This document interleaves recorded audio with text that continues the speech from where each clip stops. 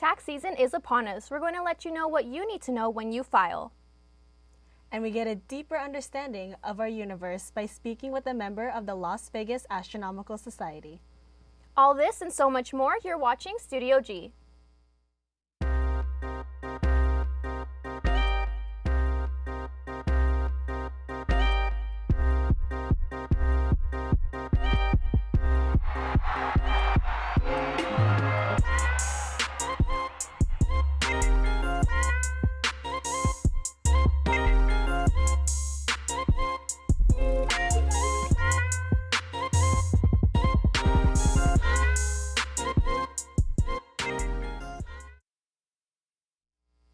Thank you for joining us on Studio G. Today is March 10th, 2017. I'm Giselle De Los Reyes. And I'm Albania Guido.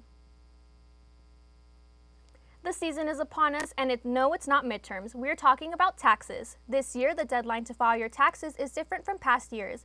Taimi Soto has the details.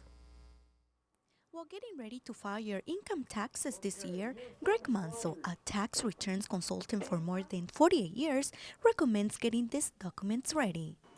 Well, they need their W-2s, they need their 1099s, they need interest expense information on home mortgages. If they have children, because of new IRS regulations, I'll need to see school records, birth certificates, maybe Social Security card. In addition to that, any itemized deductions they may have. Often forgotten is license plates on your vehicle are deductible in the state of Nevada. And it's always a good idea to know how much you lost gambling, because gambling losses are deductible to the extent of gambling income.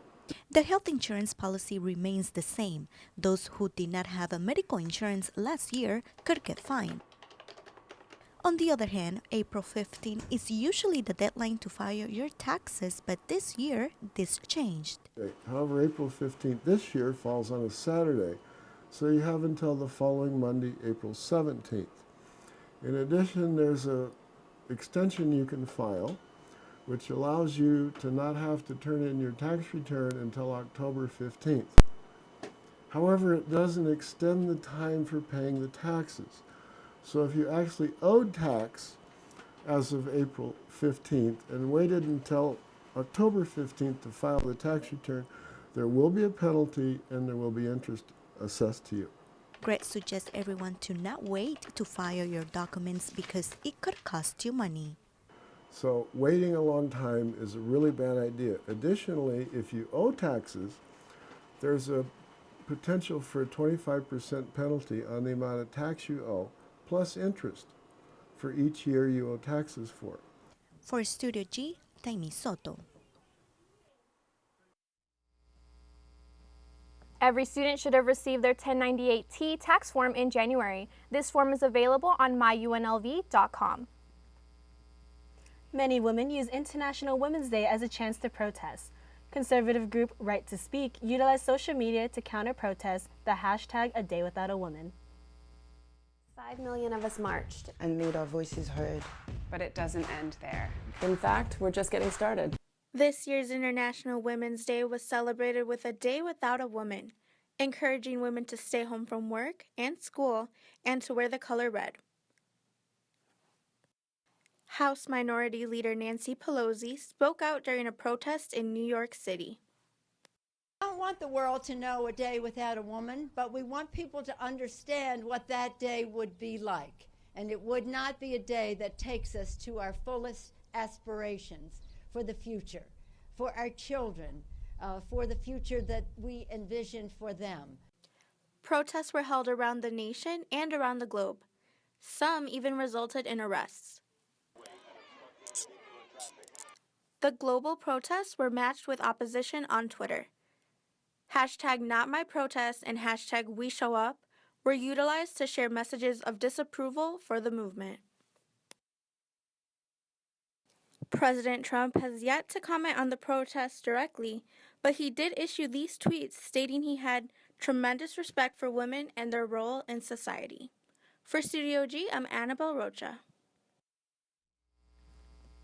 There are no exact numbers to determine how many women participated in the protests. UNLV gives dentistry students hands-on experience to prepare them for the real world. Kayleen Talons met one student who was on her way to graduate from the School of Dental Medicine. The School of Dental Medicine allows graduate students to apply what they have learned in school and help others in the dental clinic. Maddie DiPaolo is a hardworking student that is trying to pursue her dream job in the dentistry field. DiPaolo already has a goal that she wants to accomplish once she graduates. I really enjoy teaching, so I could definitely see myself maybe being a professor, at least part-time, at a dental school. But eventually I'd really like to own my own practice. We have an option in dental school. You can do 4 years and be a general dentist, or you can go on to do anywhere from 1 to 6 more years, if you want to do pediatrics or oral surgery. And I just kind of like all the different aspects of dentistry, so I'm still kind of trying to figure it out. There are financial struggles that can come with being enrolled into the dental school. One has to do with the amount of debt that a student can possibly get in. You're in debt for a long time, sometimes even up to 10 years, depending on what career path you take. So that's always kind of an underlying stress. It's also just a really competitive field. We were recently ranked like the #1 profession, I think, in like the U.S. News and Review or something like that. And so I think it's really popular. And so nowadays it's not enough to just go to dental school and get a degree. You have to really take a lot of continuing education courses. Maddie DiPaolo enjoys being able to get hands-on with the equipment because it helps her learn more and get a taste of how it will be in reality. So as much as I love, learning in lecture about pathology and pharmacology, I think my favorite moments are in lab when we're finally applying all the conceptual things that we learn in the classroom. I like drilling. I guess maybe that sounds a little strange to people, but there's like such an art form to it. For Studio G, I'm Kayleen Talents. Maddie DiPaolo stresses that a student must be very hardworking if they want to pursue a job in dentistry. I think it's cool how UNLV offers all these programs we can get hands-on experience. It is, especially with a profession that's #1 in the country. That's amazing. Yeah, it's totally helpful. So stay tuned, and when we come back, we will have your Rebel Roundup and weather forecast for the week.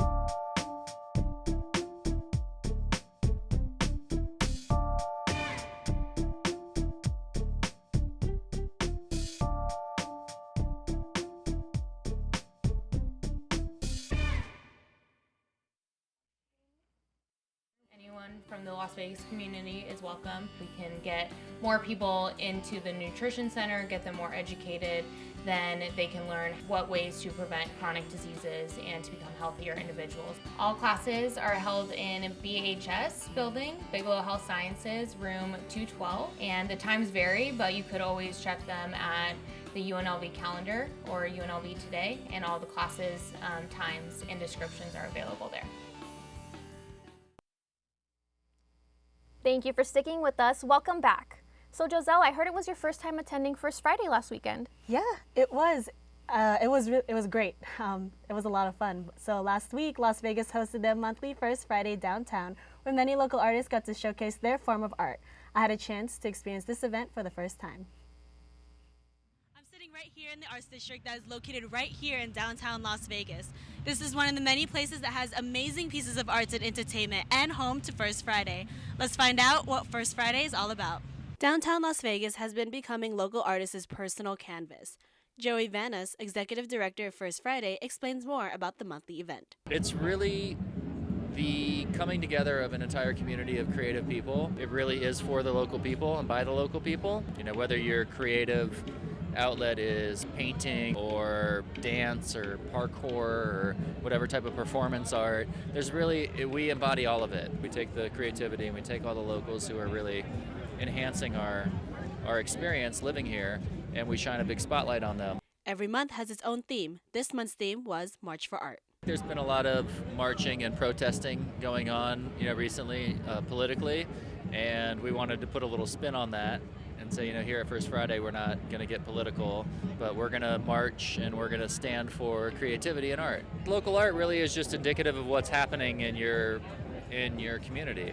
And it's important to support our creative class because the creative class really leads the direction of how communities grow and develop. So whether you're an artist or If you want to come and volunteer, if you're a musician, you want to come play on the stage, just do it. Action is the way to find our true Dharma. It's amazing to see all the different pieces of work that help make Las Vegas stay unique and beautiful. For Studio G, I'm Giselle de los Reyes. If you're interested in participating in the next First Friday event in April, be sure to check out their website at ffflv.org. That looked like a great experience, Joselle. It was so much fun. I've never been, so now that I've seen what's going on, I really want to go now. You should. Now let's go over to James for the Rebel Roundup. What do you have for us, James? Well, thank you, Albania. Hi, I'm James Schaefer, and once again, it's time for your Friday Rebel Roundup. If you have always wanted to go on a ride-along with a police officer, not because you were charged with public indecency, well, your wish will soon come true. UNLV Police Services are having a virtual ride-along open for anyone to participate. Just follow at UNLV-PD on Twitter and tune in March 13th from 10 a.m. to 2 p.m. for their tweet-along. Mark your calendars for March 23rd, Rebels. You're not going to want to miss this explosive lecture. Supernova 1987. This lecture, focused on a supernova 30 years ago, highlights the astronomical event that was visible with the naked eye. For the first time, the full scope of modern technology was used to study the supernova, and it led to a number of amazing discoveries. The lecture will be held at the Barrick Museum of Art in the Harry Reid Center from 7:30 to 9 p.m. Well, back-to-back hit and runs were reported at UNLV this week. On Monday morning, a silver Honda struck a student's vehicle at Cottage Grove Avenue and left the scene. On Tuesday morning, a beige 2016 Kia was struck while parked in the Tropicana parking lot, Black Lot 3, and no note was left. According to the Nevada DMV, if you are a victim of hit and run, you may feel angry and confused. That's understandable, but try your best to remain as calm as possible. Gather as much information as you possibly can about the car that hit you, such as their make, model, and license plate number. Also, look around for any witnesses to the accident. Note the time and location. Take pictures of the scene and your car as well. Do not attempt to chase after the car that hit you. Instead, call the police as soon as possible and file an accident report. Well, attention all seniors, don't miss the event that you can finally attend. The senior send-off is finally here. It is a one-stop shop for everything you need for graduation. Get your cap and gown, announcement, and invitations. Even get your senior photos taken with a photographer on site. There is all this and much more, so stop by the Student Union Ballroom on March 29th from 10 a.m. to 6 p.m. Well, that's all I have for your Rebel Roundup. Now let's take a look at the weather to see how much longer we will have these nice warm temps. Jamie, how's it looking at the weather? Thanks, James. My name's Jamie Poole, and I will be giving you your weather forecast for today. Looks like it's going to be a beautiful day. We have a high of 82 and a low of 58. Right now we're at 73 degrees and sunny. No need for a jacket because it's going to be nice and warm today. Let's take a look at our image of the day that we took from the New York Times. It looks like New York is going to be experiencing a little bit of a weather advisory. They could get up to as much as 4 inches.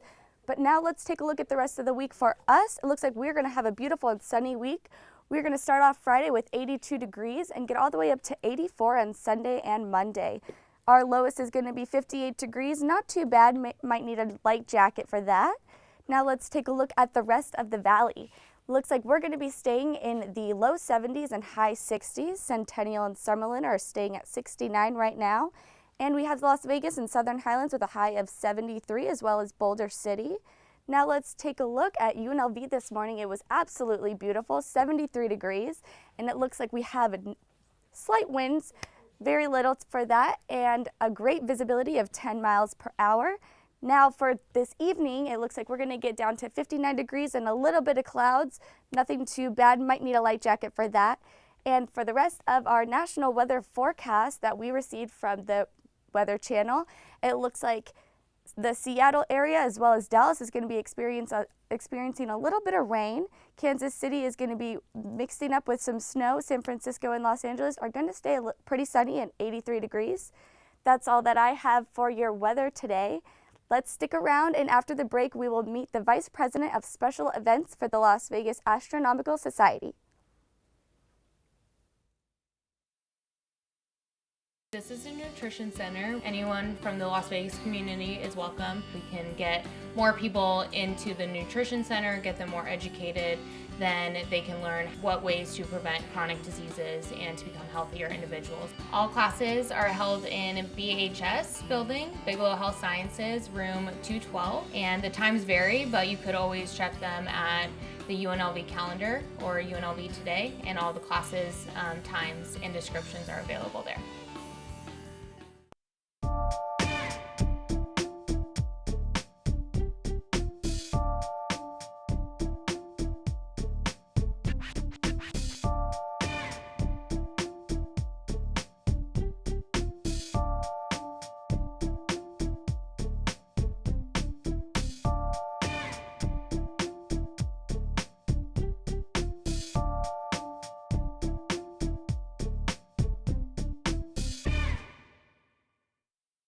Boy Miles Low. It's your girl Scribe Cash. My name's Fabian Stefan. Perpetual Player One. And I'm your host, Brandon the Prince Madison. My name is Haley Rogers. From the Miles Low Midweek Show. Your Scribe Cash radio show. You can listen to Pixel Jam. Press start to play. And this is The Takeover. Rock on Rebel. On KUNV HD2. From the RebelHD2.com.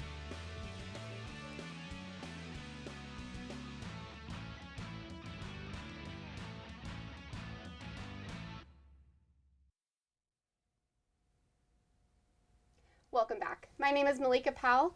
The Las Vegas Astronomical Society is an organization of amateur astronomers. Their main goal is to share their appreciation of the night sky with everyone in Las Vegas.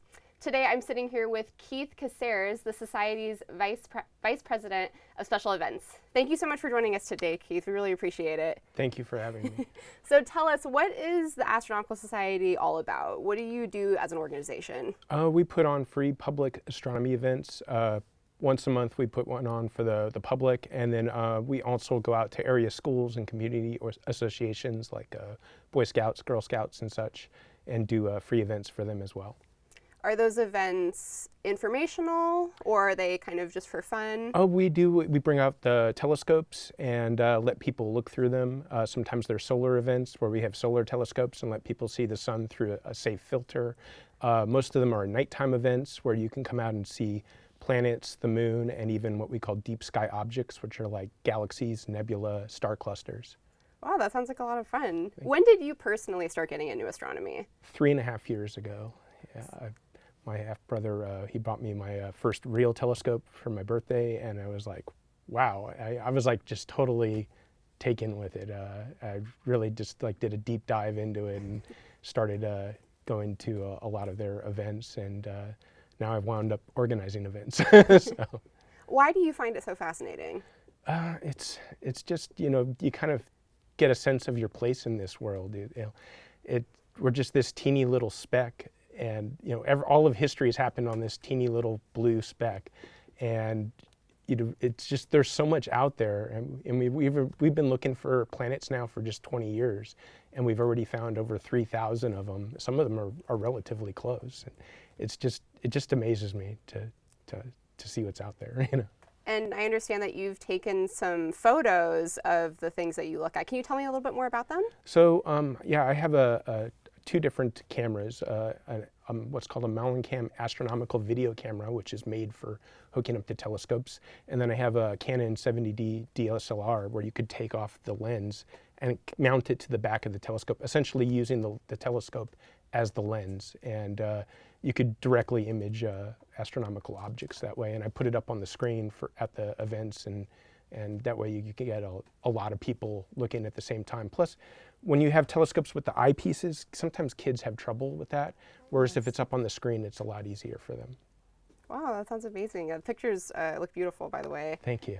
So what would you say is the importance of having an astronomical society in Las Vegas? I think it's for, that, people, usually like play video games and stuff these days or see pictures of it, but to go out and experience it for yourself, to see what's out there. When you live in a city, all the light pollution we have, we're really not aware of what's out there. If you go someplace that's truly dark, the sky looks completely different from what you're used to inside of Las Vegas or any modern city.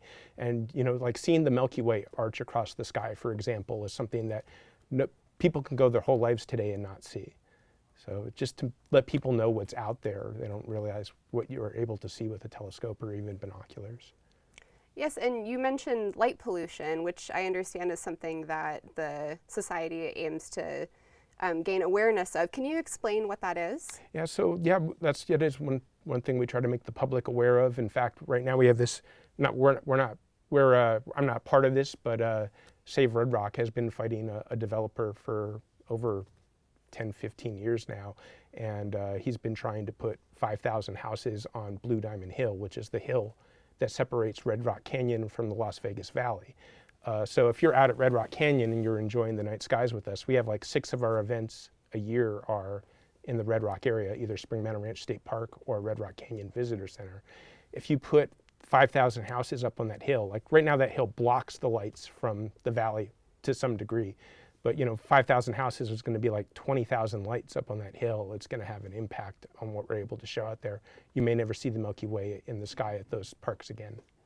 Yeah, so I understand that you were representing the society at the Clark County Commission in opposition of building these homes. So yes. The reason for that would be for the light pollution. Exactly. I mean, there was so many good arguments presented at that hearing that some I didn't even think about, emergency response times, flooding, and stuff like that. But from our perspective, yes, this directly impacts enjoying the night skies from those parks. I mean, it's kind of rare, we can take a 30-minute drive and you can go out and see the Milky Way galaxy on a moonless night in a summer night there. If you lived like in the heart of LA, you'd probably have to drive 2 to 3 hours to get someplace where you could see the Milky Way galaxy. So I see. So can you tell me a little bit about when you were there speaking to the commission? What was that like? A little nervous. It was a little nerve-wracking. Never done anything like that before, but it's something we're passionate about. So I felt like I had to say something. It's probably an aspect that a lot of people hadn't considered because a lot of people enjoy the parks during the daytime. You just can't go out there at night. It's closed, but we're there by the invitation of the rangers to have guests in at nighttime, and so people can come out and enjoy the night skies at our events and see the park in a different way. Can you tell me a bit about the future of the society? What do you plan to do in the future? Well, I mean, we've been around for 30 years, and we're just pretty much going to continue our mission of, educating the public and school kids, bringing telescopes into schools and let kids know, what's up there, and try to bring more people into astronomy. Astronomy was really popular as a hobby in the 60s and 70s during the space race, and it's kind of like fallen out of favor, and now you kind of see a resurgence lately of all things having to do with space, and we love seeing that. We love to educate people. What do you think the resurgence is due to? I don't know, to tell you the truth. We've been trying to figure that out ourselves. Okay, so kind of trying to tackle that. Well, thank you so much for joining us today. Really, really appreciate it. So yeah, unfortunately that's all the time that we have today, but stay tuned. When we come back, we will hear what students think about this year's possible MVP for the NBA and witness gamers compete for a huge cash prize at the new Millennial Esports Arena. You don't get to do an internship, you have to do an internship. It's one of the requirements for a journalism major. You have to do an internship before you can graduate. Definitely having an internship as a requirement really helps push yourself out there and to just remind you that your graduation is coming up soon. You're going to have to need some work experience in your career. So it's really good to put yourself out there early on, and they tend to help students a lot more. So when you do a student internship, it really helps out a lot.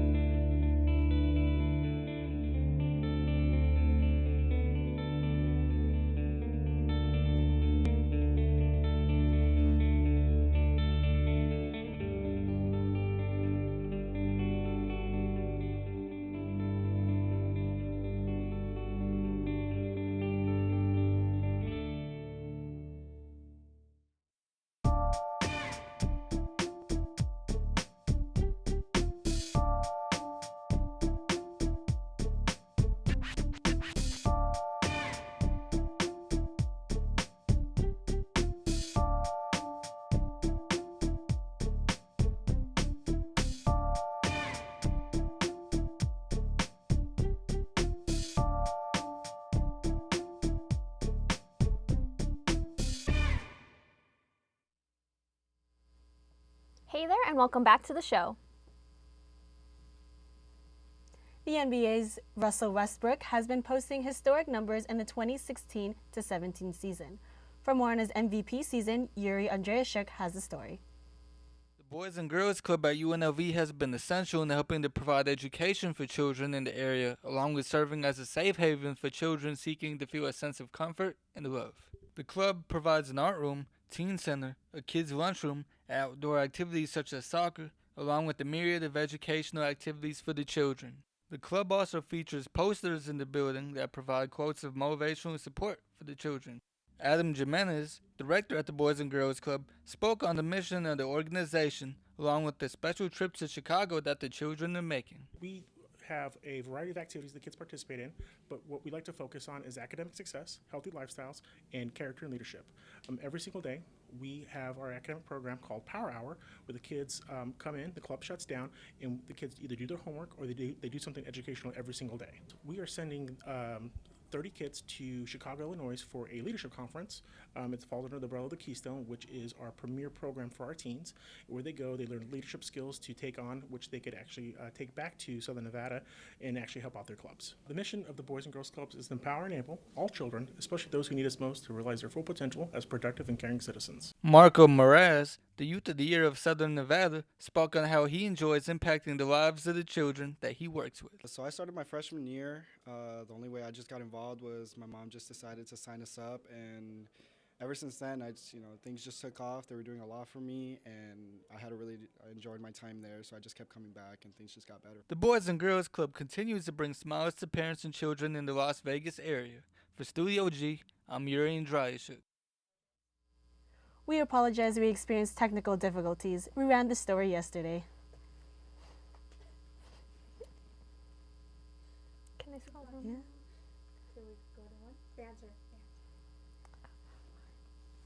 Well, that's a new experience for us. Yeah, definitely, but But it's okay. The Boys and Girls Club was a great experience anyway. Indeed. The newly opened Millennial Esports Arena started off with a bang, with contestants winning hundreds of thousands of dollars. Video gaming has expanded into a world-class competitive event, allowing teams to compete for this year's $1 million prize. The Halo World Championship 2017 semifinals is being hosted at the Millennial Esports Arena in downtown Las Vegas, where the winners will win $50,000 and move on to the final round.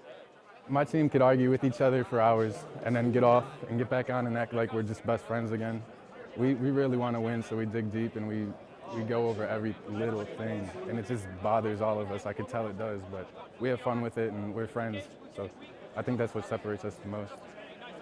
Who would have thought that competitive video gaming would evolve into a multi-million-dollar industry consisting of contestants from all over the world?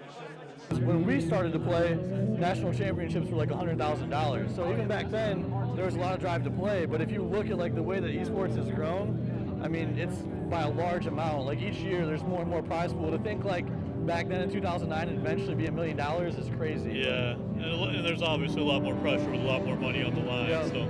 More pressure, more money, more players. Yep. Mayor Carolyn Goodman showed up to this event, symbolizing its future in the city of Las Vegas. We can bring it all down and adjust the lighting as we require it. And Alex, where was this constructed? So this is all constructed here in the good old US of A.